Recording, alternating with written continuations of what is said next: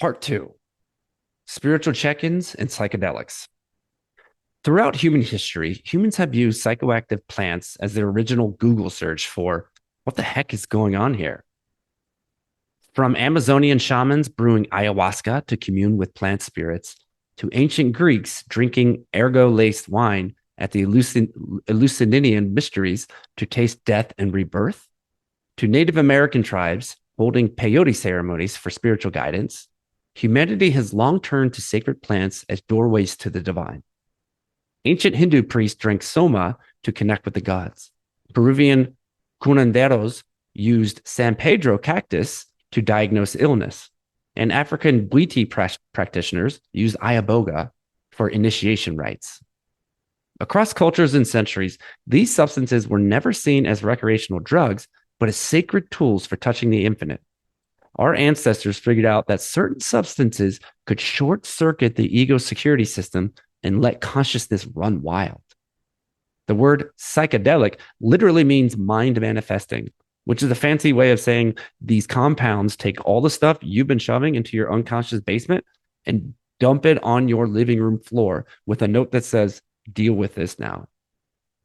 It's the result, one master told me, of blasting wide open your crown chakra.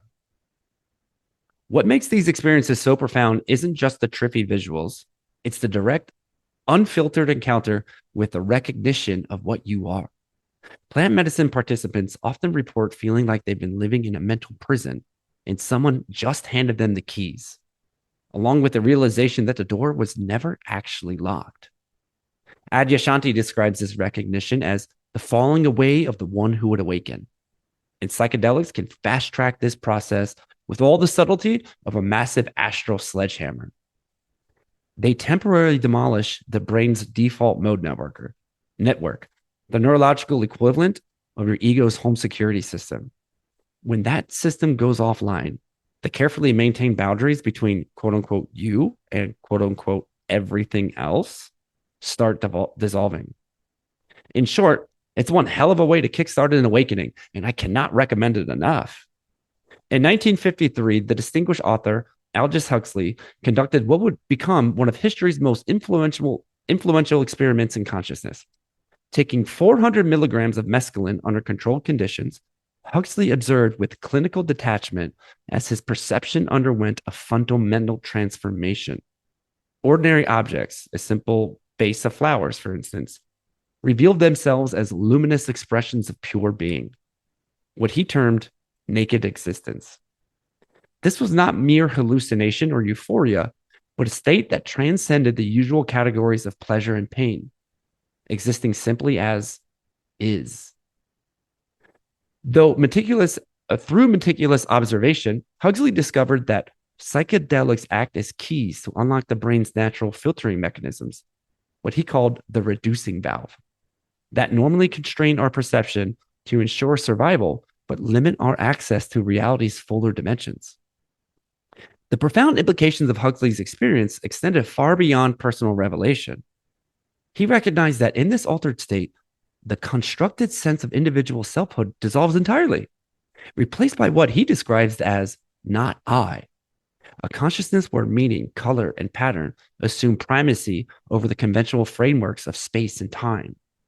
The experience revealed timeless truths that mystics across cultures had long proclaimed, that ordinary reality contains layers of sacred significance invisible to habitual perception.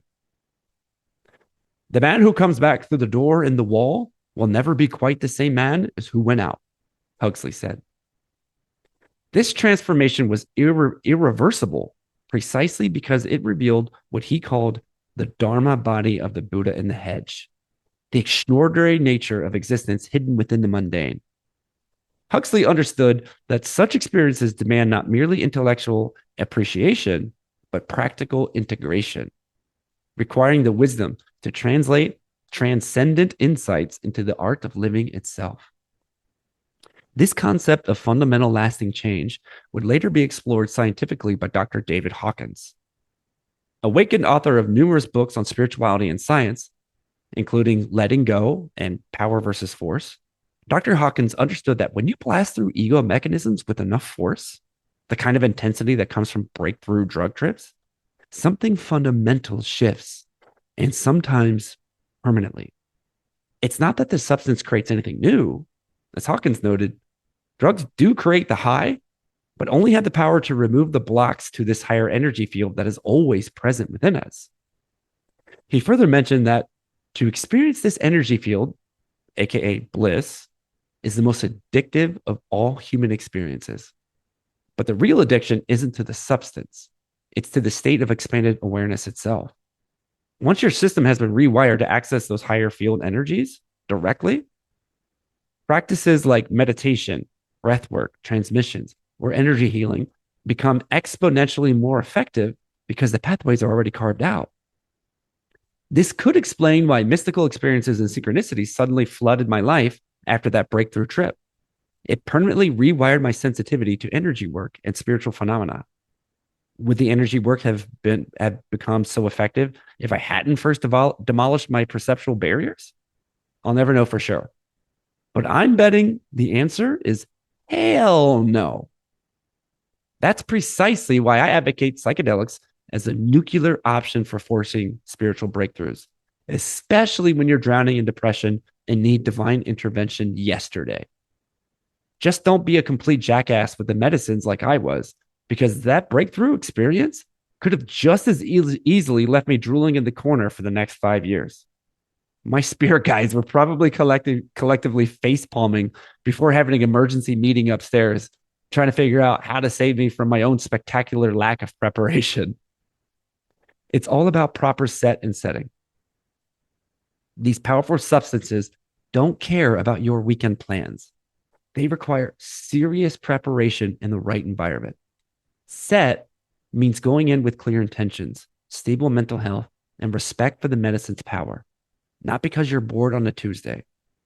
Setting means a safe, comfortable space with trusted guides who understand both the spiritual and psychological dimensions of the experience, not tripping in your dorm room while your roommate plays Mario Kart. This isn't just about having a good trip versus a bad one.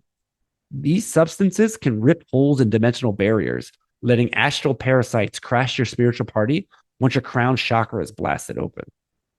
There are countless stories of people leaving ayahuasca ceremonies with entities attached to them, haunting them, and driving them insane for months or even years after. They end up needing legitimate shamans and energy workers to remove these parasites and patch up their torn energy bodies, if they're lucky enough to find someone who actually knows what they're doing and isn't just another spiritual charlatan looking to make a buck off their misery. Side note, in my experience, for what it's worth, there are way more spiritual frauds than genuine healers like Eva.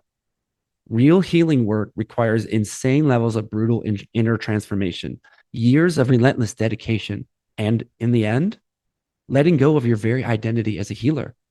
Most people would rather just do a weekend workshop, slap on some crystals, and post their Sedona, Arizona sunset yoga poses on Instagram.